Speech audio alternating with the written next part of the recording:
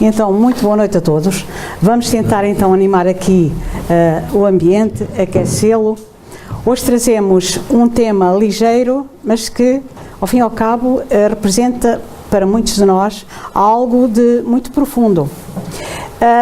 O motivo que me trouxe a de algum modo a preparar esta palestra, trazer este tema, foi uma notícia que apareceu no meu computador e que nos fala de Capitã. Capitã, como nós vemos aqui, é um cãozinho, ou era, que foi então motivo de notícia neste mundo. Então o que é que aconteceu com o Capitã? Dizia a notícia: morreu o Capitã, o cão que velou a campa do dono durante mais de 10 anos. Não consigo ver, Lucas. O animal de 16 anos era o cão mais conhecido de Córdoba, na Argentina. Era no site de Mundo Animal, notícias ao minuto, que vamos ver depois a seguir. Então, o site está muito pequenino. Põe letras pequenas. Não, pode-se aumentar o tamanho do slide. Mélia, olha lá para Pronto, estou a ver. letras pequeninas. Pois, foi as letras que eu pus. Então vamos continuar. Pode ser que agora as outras apareçam maiores. Não entra. Bloqueou. Não. Já lá está. A ver? Tem que ter mais texto. Entrou. Tem de ir carregando. Isto é aquele eterno conflito entre as mulheres e as máquinas. Se for carregando, vai entrando texto. Já entrou, está a ver? Olha, há ali 4 horas. Já tinha carregado uma série de vezes e não entrava. Diz então carregar aí, o texto. Carrega aqui nesta setinha. Este aqui, mas o meu dedinho não deu. Este aqui. Este está que eu vou carregar. Estimo. Então, dizia a notícia, Miguel Guzmán morreu em março de 2006 e durante quase 11 anos, às 18 horas, todos os dias, como que numa espécie de ritual, o seu fiel amigo de 4 patas, Capitã, visitava o seu túmulo. Quando Miguel morreu, o animal desapareceu de casa.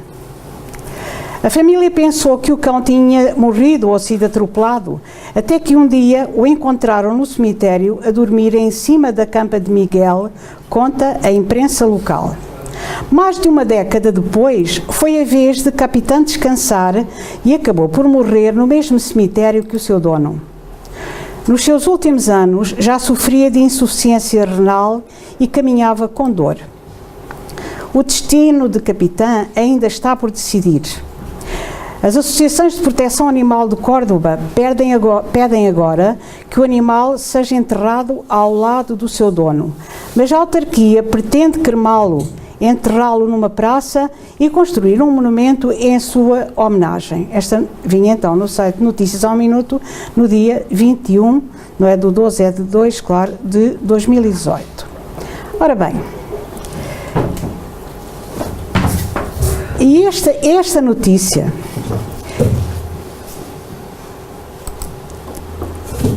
leva-nos agora aqui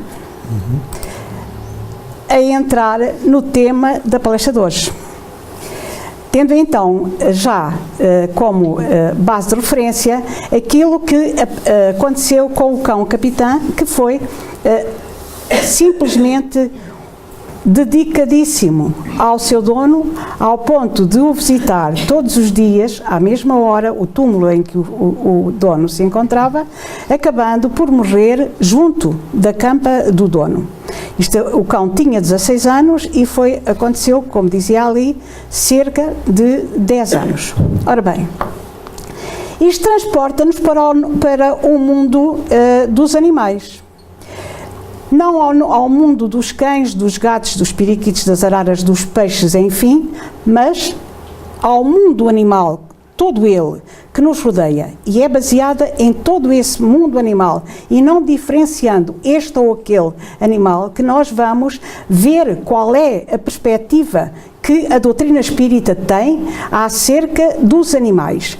Não nos vamos referir tanto à alma, ao corpo, desculpem, dos animais, à sua estrutura física, porque essa parte já foi apresentada à humanidade por Charles Darwin durante o século XIX e aceito como havendo uma sequência entre os vários tipos de animais. Agora, o que o Espiritismo traz aqui é o íntimo dos animais, aquilo que está no seu interior, na sua espiritualidade, como vamos ver a seguir, e assim lhe poderemos chamar.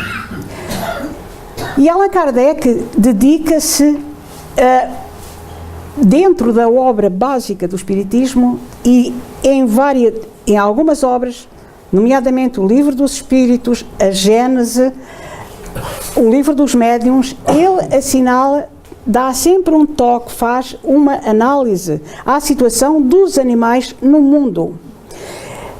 E estuda este assunto com profundidade. Como já disse, não no aspecto físico, mas no aspecto do íntimo. E o que é que Kardec foi analisando e compilando? Pergunta ele aos espíritos: podemos dizer que os animais só agem por instinto? Ao que eles respondem: é bem verdade que o instinto domina a maioria dos animais, mas não vês que há os que agem com uma vontade determinada? É que têm uma inteligência, porém ela é limitada. Então os espíritos admitem que nos animais há uma inteligência, embora seja rudimentar, limitada. A seguir, na questão 595, Allan Kardec pergunta: e os animais têm livre-arbítrio? Ao que os espíritos respondem: não são simples máquinas, como supondes, mas a sua liberdade de ação é limitada pelas suas necessidades e não pode ser comparada à do homem. Ou seja, lá está a parte rudimentar que Kardec encontrou no seu estudo. É uma forma de falar, embora possa ser diferenciada da humana, não tem nada a ver, evidentemente. Pois se os animais têm uma inteligência que lhes dá uma certa liberdade de ação, há neles um princípio independente da matéria? Pergunta Kardec, ao que os espíritos respondem: sim, e que sobrevive ao corpo. Aqui temos então já mais um dado sobre os animais. É que aquilo que sobra de quando o seu corpo físico acaba, há alguma coisa que lhe sobrevive, um princípio independente da matéria. Esse princípio, pergunta Kardec, é uma alma semelhante à do homem? E dizem os espíritos: é também uma alma, se o quiserdes. Isso depende do sentido em que se tome a palavra, mas é inferior à do homem. Então, nestes 4 pontos, nós vemos que, no que diz respeito a instinto, a livre-arbítrio, a alma, tudo se conjuga em que os animais sejam parecidos com o homem, embora num grau muito mais mínimo. O que nos leva a analisar atributos dos animais. Eles agem por instinto, evidentemente. No que diz respeito ao livre-arbítrio, Kardec não o nega, mas diz que, aos espíritos, que é muito rudimentar e se aplica unicamente às suas necessidades básicas e pouco mais. No que diz respeito à inteligência, também já vimos aquilo que Kardec diz: uma inteligência muito simples, mas não deixam de ser possuidores de inteligência. E ainda de alma. A alma dos animais, se assim o quisermos, um princípio inteligente que o anima e que sobrevive ao corpo. Como já disse, não nos estamos a referir a qualquer animal em especial, mas sim a todos de uma forma geral. Agora, sem dúvida nenhuma que como referência, como o modo como lidar com estes seres, o que é que eles nos podem trazer de bom para as nossas vidas, em que é que eles nos podem muitas vezes confortar em momentos difíceis, temos o exemplo máximo em Francisco Cândido Xavier, o médium que mais obra mediúnica produziu no mundo até hoje. É conhecido dentro da parte mais afetiva dos espíritas pelo seu carinho quase transcendente pelos seus animais, pelos seus gatos, pelos seus cães, enfim. E esta, de facto, é uma fotografia paradigmática.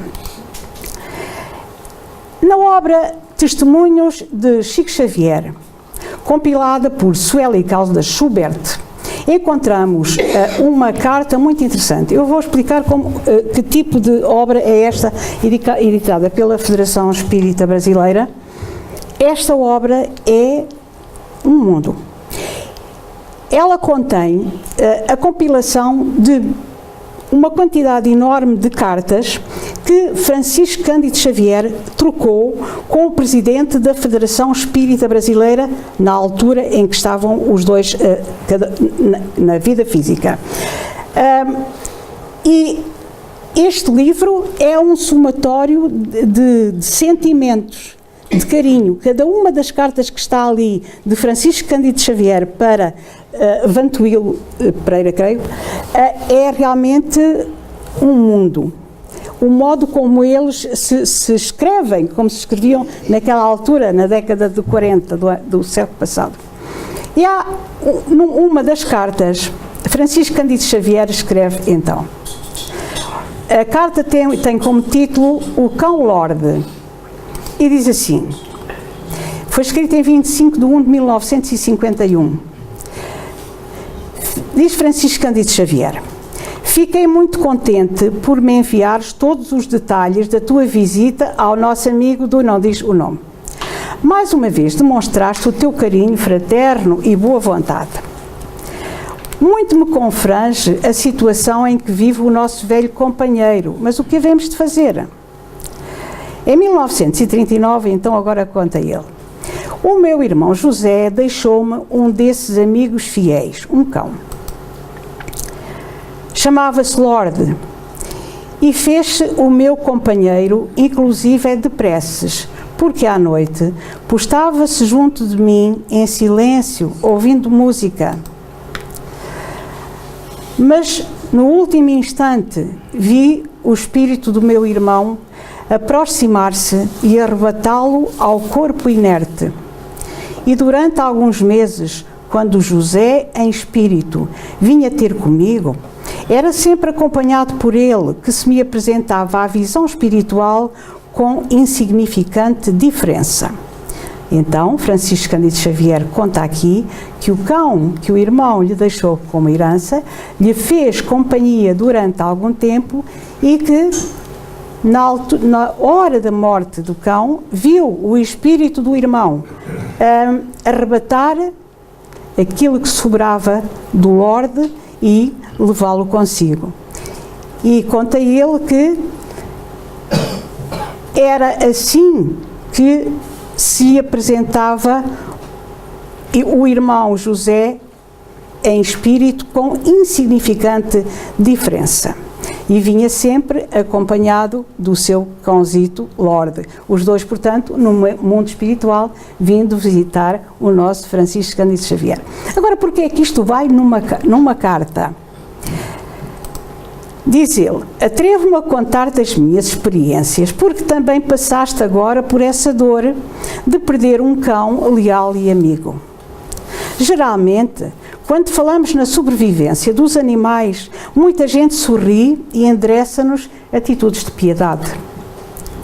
Mas a vida é uma luz que se alarga para todos. Então vejam este último parágrafo. A vida é uma luz que se alarga para todos. Então não é só para os homens, também de algum modo está aqui intrínseco que se alarga também para os animais. Carta de Francisco Cândido Xavier, Vantuil de Freitas, presidente da FEB. Ora bem, mas eu aconselho vivamente este livro porque, se o folhearmos, é um manancial de energia, é um encanto. Todas as cartas que aqui vêm. Então daqui podemos inferir que,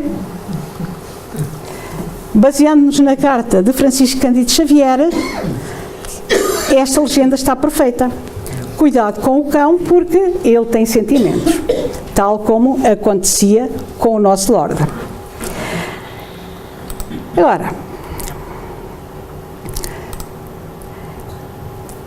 baseando-nos então também naquilo que ouvimos daquela carta, podemos transportar para as nossas vidas e concluir que, se nós temos nesta vida um animal que nos quer bem, que nos é dedicado, que nos acompanha, que se entristece quando nós estamos tristes, que se alegra quando nós estamos satisfeitos, que se vai deitar de algum modo desanimado quando vê a dona calçar os sapatos, também podemos contar que, se o animal for para o mundo espiritual primeiro do que nós e nós estivermos tristes e preocupados, poderemos ter a sua companhia, tal como Chico Xavier teve a companhia e a visita do seu cãozinho Lorde.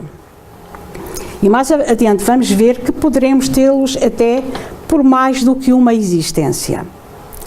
Ora bem, aquela situação do cão Lorde também se passou com Divaldo Franco, narrado também na literatura espírita, em que, ainda não há tanto tempo assim, Divaldo Franco foi fazer uma conferência numa cidade brasileira e, ao ser recebido na entrada da casa pela dona da casa que o ia receber, apanhou um susto, chegou-se para trás. E ela perguntou: mas o que é que foi? Não, nada, era só o cão. Mas nós não temos nenhum cão. Tivemos, mas já morreu há uns 6 meses. Não é nada. Bom, apanhou o susto e, porque seria, fica em branco. Agora,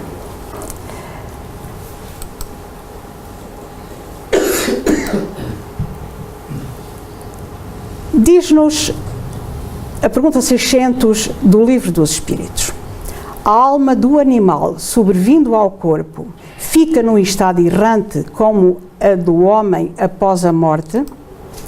Os espíritos respondem: fica numa espécie de erraticidade, tal como ficam os espíritos quando se desencarnam, pois não está unida a um corpo, mas não é um espírito errante.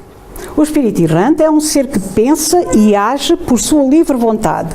O dos animais não tem a mesma faculdade, isto é, não se põe, digamos que em relação com outros animais, por exemplo, porque não tem consciência de si.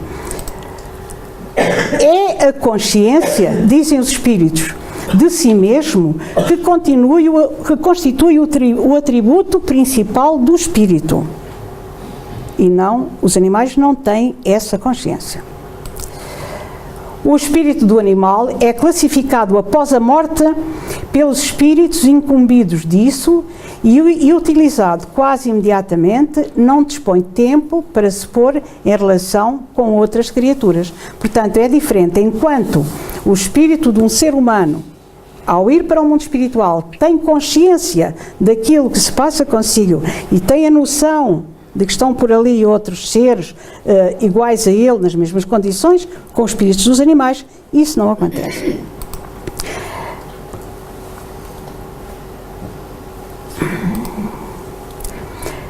Na pergunta 601, pergunta Allan Kardec: os animais seguem uma lei progressiva como os homens?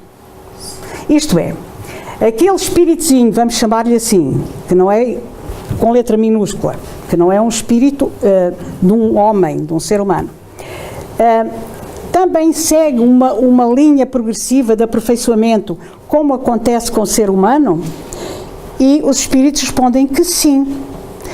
É por isso que nos mundos superiores os homens são mais adiantados e os animais também.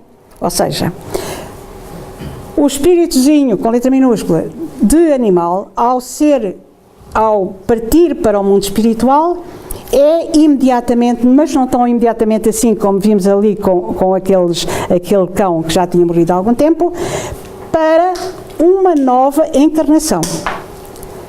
Portanto, vai ser aproveitado para ser atribuído a outro animal. Agora diremos nós assim, então e assim sucessivamente, se o espírito do animal vai sempre evoluindo, vai passar, vá lá, de galinha, que nós dizemos que muito atrasadito, até macaco, não necessariamente. Galinha é sempre galinha, pato é sempre pato. O princípio espiritual que o anima, quando se encontra do lado lá da vida, vai ser aproveitado pelos espíritos encarregados das suas reencarnações e dependendo das aquisições que aquele princípio espiritual já agregou a si, para ir viver nova vida, muitas vezes dentro daquela espécie, mas tendo adquirido um determinado estado de conhecimento, poderá então encarnar noutro animal que mais se adequa a tudo aquilo que já comporta aquele princípio espiritual, porque ele vai sempre acumulando conhecimento. São coisas diferentes. Pronto. Assim sendo, pergunta-se,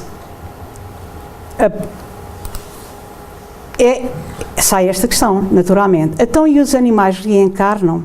Claro, como já expliquei, galinha vai sempre ter um princípio espiritual que se adequa com o animal galinha, mas a pouco e pouco aquele princípio espiritual que anima os animais vai subindo uma escala ascendente até cada vez se aproximar mais da fase de consciência.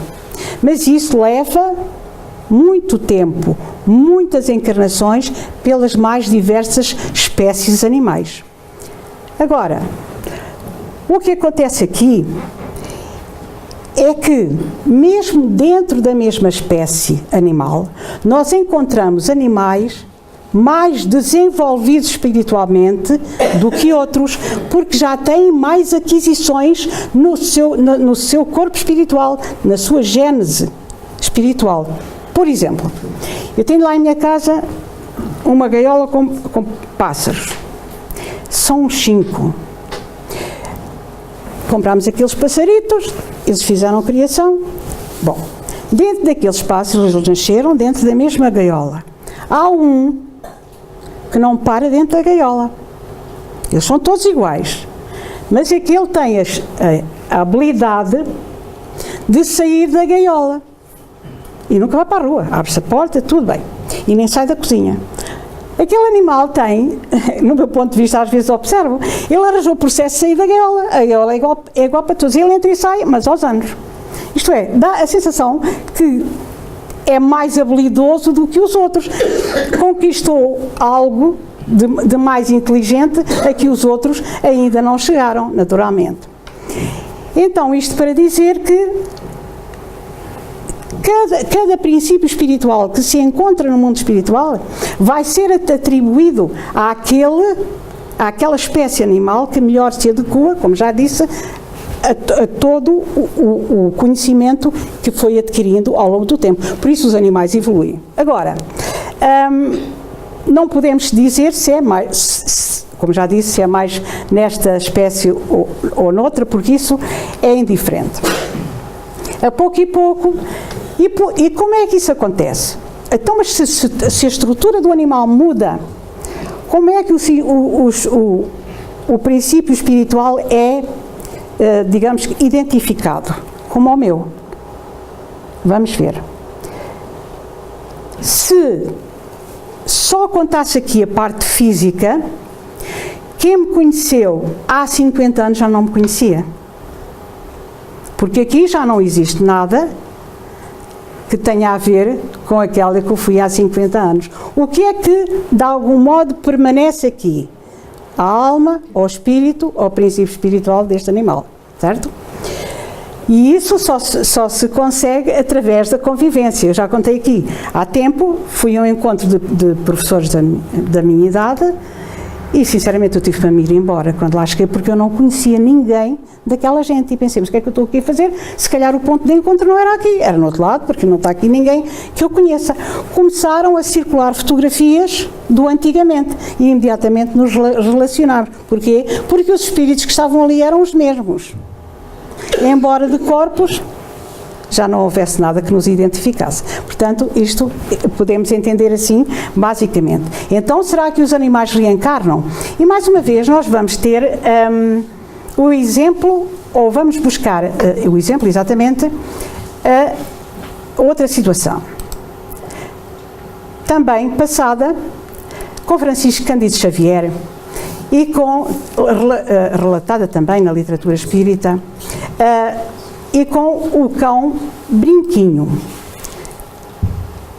Chico teve um cão chamado Pedrito. O bom do Pedrito morreu muito cedo porque foi atropelado.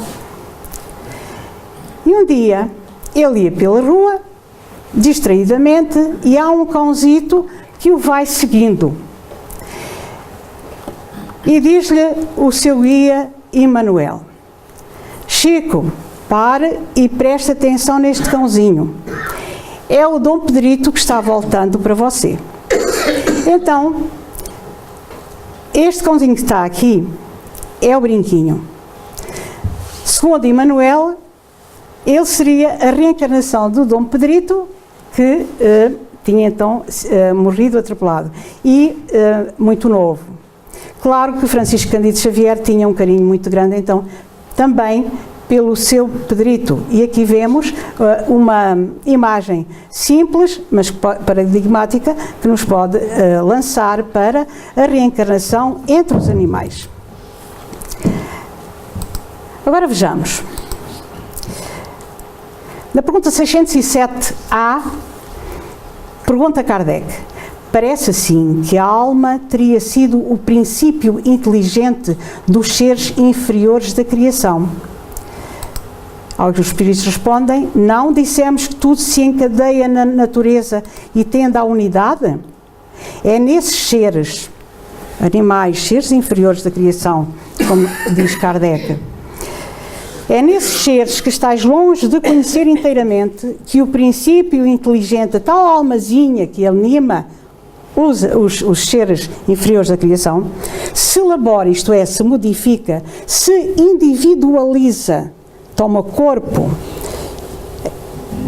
pouco a pouco, e ensaia para a vida, como dissemos. Então, desde os seres inferiores da criação, até das plantas, há ali algo de espiritual que se vai aperfeiçoando através de encarnações sucessivas. E aqui está explicado o motivo porque os animais passam por tantas experiências. É através do erro e do acerto que os animais vão arquivando no seu princípio espiritual as suas conquistas e o seu aperfeiçoamento, consequentemente.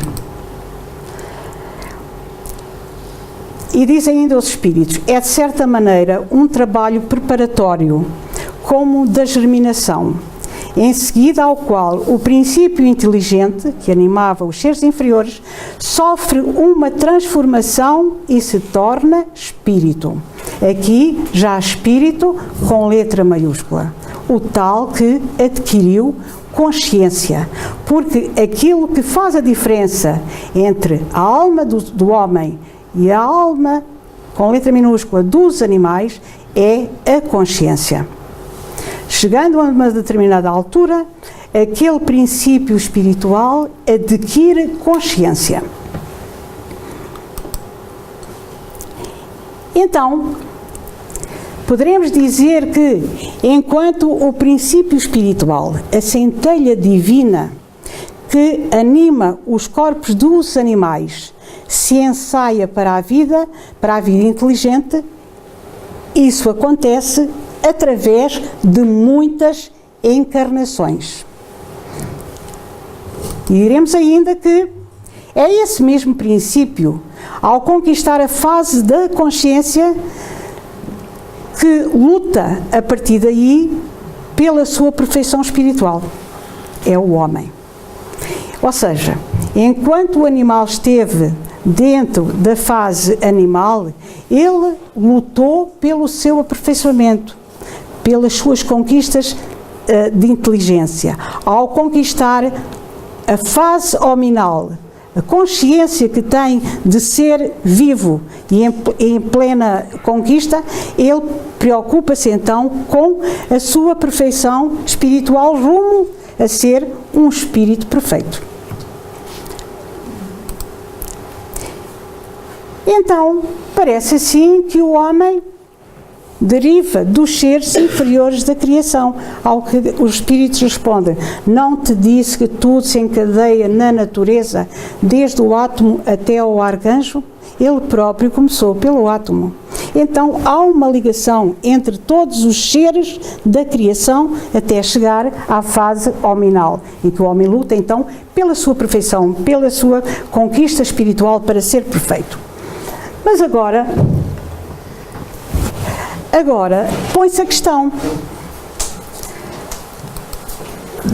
e o que é que diz a ciência acerca destas afirmações que os espíritos deixaram no século passado sobre a evolução anímica, a evolução da alma dos animais?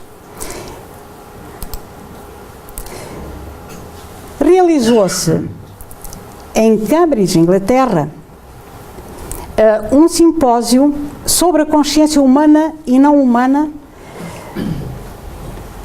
que foi composto por 22 neurocientistas. E eles, foi em julho de 2012. E a sua preocupação realmente era perceber como funciona a alma dos animais. Não são espíritas, mas gente credenciada. E daí foi realizado esse simpósio no Francis Crick Memorial Conference, não é assim que se diz, Lucas? Tem aqui as pessoas que só consegui o original, portanto, o cartão de abertura, e chegaram, estes são os oradores, haveria certamente os cientistas, e no final eles assinaram uma declaração. A declaração é assinada pelo Dr. Philip Lowe, neurocientista inglês, mas britânico, ligado à NASA, e por outro também nosso bem conhecido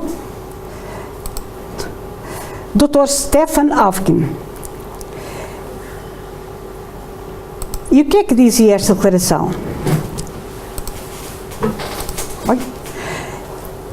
Aqui já temos a tradução, em que eles afirmam que a ausência de um neocórtex, como eles dizem, não parece impedir que organismos experimentem estados afetivos. Ou seja, as evidências que eles encontraram é que os humanos e os animais têm os mesmos sistemas, os mesmos substratos neuroatómicos e neuroquímicos que podem revelar estados de consciência juntamente com a capacidade de exibir comportamentos intencionais. Consequentemente, o peso das evidências indica que os humanos não são os únicos a possuir os substratos neurológicos que geram a consciência. Ou seja, eles apontam para que os animais também tenham consciência. E o mais engraçado, diz ainda que animais não humanos, incluindo todos os mamíferos e as aves, e muitas outras criaturas, incluindo os polvos, também possuem esses substratos neurológicos, ou seja, também são capazes de gerar afetos e atos de consciência. Bom, depois aqui está o nome das pessoas que assinaram esta convenção. A cerimónia foi assinalada, como diz ali, pelo CBS 60 minutos e tal. E isto leva-nos então a entender Também, ainda, diz o Dr. Philip Lowe, não podemos mais fazer de conta que não sabíamos. Mamíferos, aves e alguns invertebrados têm consciência, embora rudimentar, evidentemente. Isto já é dito pelo corpo científico do mundo e não tem nada a ver com o espiritismo. Mas o espiritismo é uma ciência de observação. O espiritismo é uma ciência filosófica de consequências morais. E vai sempre um pouquinho, e foi já no século XIX, à frente da ciência. Embora os espíritos tenham dito a Kardec, se alguma vez as coisas não batessem certo, as descobertas que a ciência for fazendo com aquilo que o espiritismo defende, apagamos o que está na doutrina espírita e vamos atrás da ciência.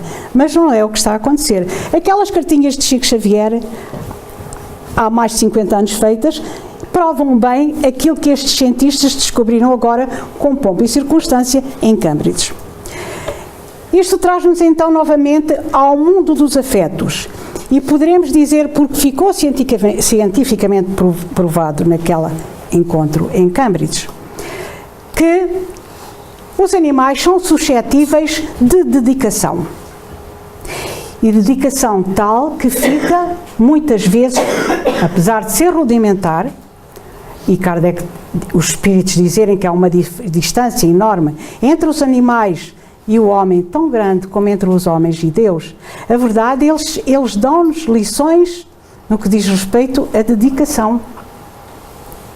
Sem resposta, sem humildade. Com humildade, se é que é. Dão-nos cartas, como se costuma dizer. Depois os espíritos, os animais, dão-nos lições de segurança.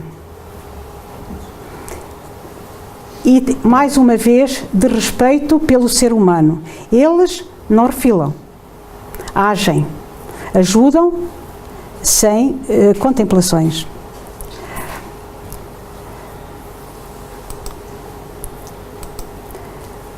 O animal é suscetível de ciúmes. Eles têm ciúmes do dono, muitas vezes, não é? E aqueles que estamos mais de perto podemos nos aperceber disso. Se chegar alguém a casa, o cãozinho não desgruda do dono, porque ele é o elemento principal daquela história. Ainda, eles geram em nós o profundos sentimentos de ternura, como em Francisco Cândido Xavier, que não largava por nada deste mundo os seus gatinhos, e tinha muitos. Há quem diga que quando vinha do centro a altas horas ainda andava por lá a ver onde é que estavam os gatos, a ver se eles batiam certa conta, porque tinha muitos por ali. Geram sentimentos como ele nos mostra com o seu cãozinho Brinquinho. Ternura de pombo, no geral, carinho. Depois, os animais são capazes de despertar em nós sentimentos, como este gatinho já está a despertar em muitos dos que aqui estamos, graças a Deus. Sentimentos de ternura. Isto é um encanto, que às vezes nos faz esquecer os grandes problemas da vida. Ainda, sentimentos de responsabilidade. Basta ver a perspicácia da pobre da galinha com um rebanho deste tamanho. Elas têm uma responsabilidade incrível. Não falam, mas comunicam-se.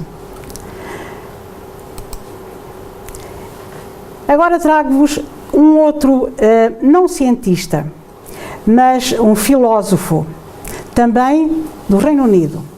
Figura muito, muito peculiar. Jeremy Bentham viveu entre 1748 e 1832. Era um indivíduo, como disse, peculiar, que decidiu que o seu corpo iria ficar para sempre num museu onde ainda se encontra, por isso esta senhora está ali a visitar o museu. Ele, naquela altura, não havia ciências, digamos que, divididas por secções, seccionadas, vá lá. mas era um todo. Então disse que Jeremy Bentham era o pai do utilitarismo, que era uma filosofia moral. E ele diz esta coisa curiosa já lá no século XVIII, e que vem bem a talho de foice. O problema não consiste em saber se os animais podem raciocinar. Tão pouco interessa se eles falam ou não. O verdadeiro problema é este: podem eles sofrer? E de facto isto é de um pensamento fantástico, de uma lucidez. Porque se os animais sofrem, muda tudo. Ou pelo menos muda a maneira de encarar as coisas. Perguntaram a Francisco Cândido Xavier se os animais sofrem, ou porquê é que eles sofrem. Porque eles não têm expiações. Portanto, porquê é que hão de sofrer? Não há para eles a lei de causa e efeito. E Francisco Cândido Xavier respondeu desta maneira muito simples: os animais sofrem por causa da imperfeição humana. É por isso, é por causa do mundo em que eles se encontram, que é imperfeito, é que estão sujeitos aos mesmos sofrimentos. Quando o mundo se modificar, quando for um mundo feliz, em que nós já não tenhamos a habilidade de provocar sentimentos de sofrimento nos outros, os animais também não vão sofrer. Então, essa é a razão. E, por outro lado, no mundo em que nos encontramos, como eu já disse, os animais vão se aperfeiçoando através do erro e acerto.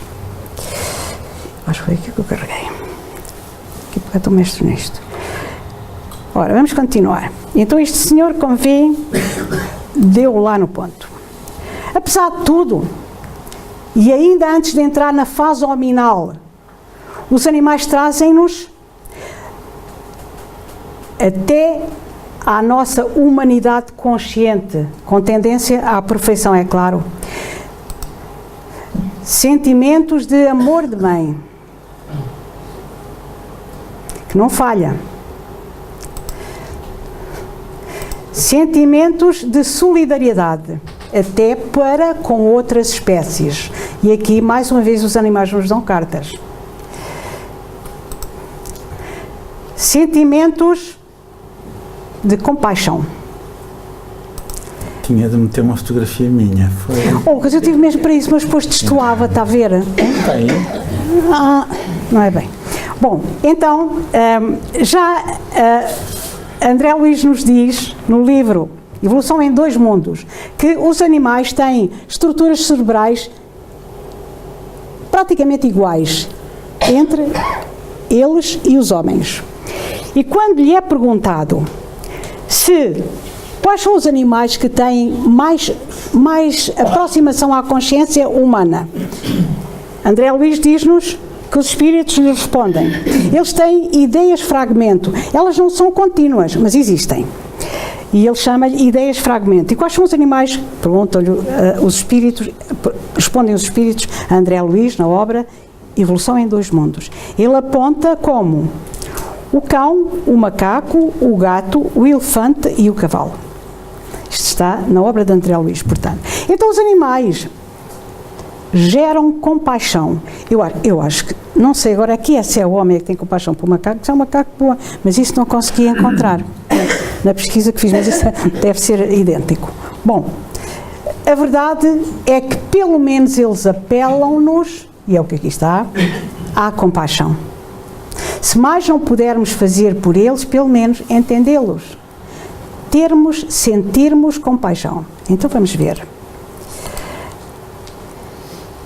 Esta imagem refere-se à batida às raposas, que era um desporto, no Reino Unido.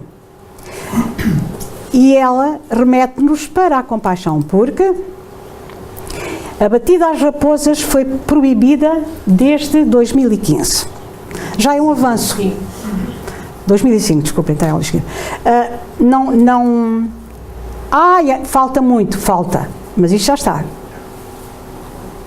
Depois, a tourada. Não trago mais exemplos, podem estar descansar. A tourada, na Catalunha, Espanha, Barcelona, foram proibidas desde 2012. Voltaram a ser autorizadas em 2016. E na informação que eu recolhi, alguém comentava: pode ser mais um ponto de discórdia entre Barcelona e Madrid. Isto li nas notícias. Pronto, mas alguma coisa já foi feita neste sentido, ou pelo menos houve uma aproximação. E finalmente eu trago-vos outro cão, também citado por um autor espiritual, o cão Sultão. Sultão pertencia ao padre Germano. O padre Germano é o autor espiritual da obra Memórias do Padre Germano, que não é ditado a Amália Domingos Soler, tão muito ela compilou comunicações que foram dadas por um médium num centro espírita em que ela colaborava, textos soltos que vêm depois a dar esta obra, Memórias do Padre Germano, e aqui está Amália Domingos Soler, espanhola. E a determinada altura, num dos capítulos desta obra, aparece um textinho em que o Padre Germano se refere ao cão Sultão, embora ele permaneça quase em toda a obra. E ele tece um texto poético sobre o seu cão Sultão. Diz ele: ah, Sultão, Sultão, que maravilhosa inteligência possuías! Quanta dedicação te merecia a minha pessoa! Perdi-te e perdi em ti o meu melhor amigo. Outrora, quando me recolhia ao meu tugúrio, quando prosternado ante o oratório, rezava com lágrimas, quando lamentava as perseguições que eu sofria, era ele quem me escutava imóvel, sem nunca se aborrecer da minha companhia. O seu olhar buscava sempre o meu, e quando, às portas da morte, o vi reclinar a cabeça nos meus joelhos, buscar o calor do meu corpo, foi quando no seu olhar se extinguiu a chama misteriosa que arde em todos os seres da criação. Agora sei que estou só. Isto é fantástico.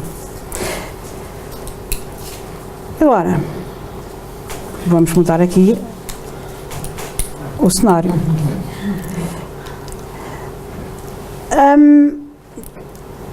Também eu tenho vivido a minha vida rodeada de bicharada. E cada um dos meus gatos e cães fariam uma história, mas não é possível. Unicamente, isto é uma homenagem à minha gente, não é? Isto é uma cadelita,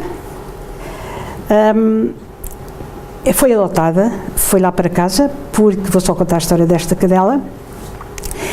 O dono era um jovem que faleceu com SIDA, os pais ficaram com a cadelita e o rapaz pediu-lhes sempre que, se ele falecesse, como ele sabia que vinha a acontecer, não abandonassem a cadela. E eles não a queriam de forma alguma. Então ela veio para a minha casa. Pronto. Foi realmente um animal que estimámos muito e também exatamente pela a origem que ela tinha. Este é o meu cãozito favorito, pronto, e assim sucessivamente. Agora, porquê é que eu trago, eu vou só contar aqui rapidamente um caso que aconteceu lá com os meus cães todos e que também me sugere reencarnação. Como digo, cada um dos nossos cães tem uma história, e nós tivemos um cãozito, era um pastor alemão pequenito, que andava por ali na avenida, eu tinha que ir para a escola, e disse ao meu filho: olha, anda ali um cão perdido na avenida, quando eu saí da escola às 6h15, o cão ainda lá a andar, e se tu conseguires apanhar, a gente leva para casa, porque ele fica ali debaixo dos carros. Claro que ele nesse dia já não foi à escola e tratou de apanhar o cão. Quando eu cheguei, lá estava ele com o cãozito. Levámo-lo para casa, chamava-se Argos. O cão ficou ali muito tempo, muito doce, entretanto a vida dele acabou. E a do dono também. Um dia eu ia de noite para casa e via um cãozito no imaginário, na beira da estrada, e com o Lucas disse: cuidado, olha do cão. Passou. Mais tarde eu ia sozinho e vi o cão na matoeira, o mesmo cão. E ainda mais tarde ele estava no pinhal da minha casa. Eu disse ao meu marido: anda um cão lá no pinhal, dá-lhe de comer que o cão tem fome. Mas era sempre o mesmo cão. Então nós tínhamos que ir a Castelo Branco, como vamos às vezes, e eu disse: olha, tu, se conseguires trazer o cãozito cá para baixo, podes pôr no canil do Argos, porque olha que se o cão vai para a estrada, ele morre e tu tens pena. O cão veio atrás dele e entrou lindamente no canil do Argos. O meu marido tem uma sensibilidade pelos animais muito especial, e dentro do canil, como estava já há muito tempo desabitado, ele tinha posto flores, vasos de flores, por dentro da rede. A cadelita entrou lá para dentro, pusemos-lhe o nome de Diana, era igual ao Argos, entrou lindamente e ali passou a vida dela. Nunca deu cabo da carreira das flores, dos vasos das flores que estavam dentro do canil. Ficou ali. Entretanto, a cadelita morreu. Era igual ao Argos. Tínhamos uma outra cadela que se chamava Runa, mas o canil onde ela estava já estava muito velho. E eu disse ao meu marido: olha, o canil do Argos, da Diana, está vago já há um tempo. A Runa está naquele ali em cima, é mais para cima, e ela está ali mal. O canil é muito velho, este aqui é melhor. Trazemos a Runa cá para baixo e pusemos-la no canil daqueles dois. A cadelita não entrava na casota, estava um calor abrasador. Ficou por ali 2, 3 dias, já não me lembro, só que ela não entrava na casota onde a Diana tinha morrido e não comia. E estava ali deitada ao sol, a arfar. A gente punha lá a comida ao pé dela, não comia. Punhamos dentro da casota, ela não comia. Lá para dentro ela não ia. Mal. Um dia o marido chegou à tarde e eu disse: opa, a cadela não entra na casota. Ela passa um calor abrasador. Bem, temos que a tirar dali. Levámo-la outra vez para o canil dela. E o pequeno branco, que andava por lá solto, viu outra vez o canil desabitado. E a mim começou-me cá a dar a volta o disco. Mas porquê é que a cadela não entra dentro da casota onde a anterior morreu? E já lá ia um tempo. O que é que eu fiz? Há aqueles brinqueditos dos cães, e o branco era bebê na altura, a gente lhe tirava-lhe com aquele nó de corda e ele ia buscar e trazia.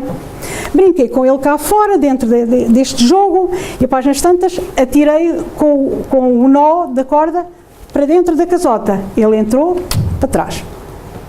Não entrou. Daqui podemos inferir que alguma coisa que eu não via, a cadelita Runa e o cãozito viam e não entravam. O resto é a moral da história. Bom, então, para dizer o quê?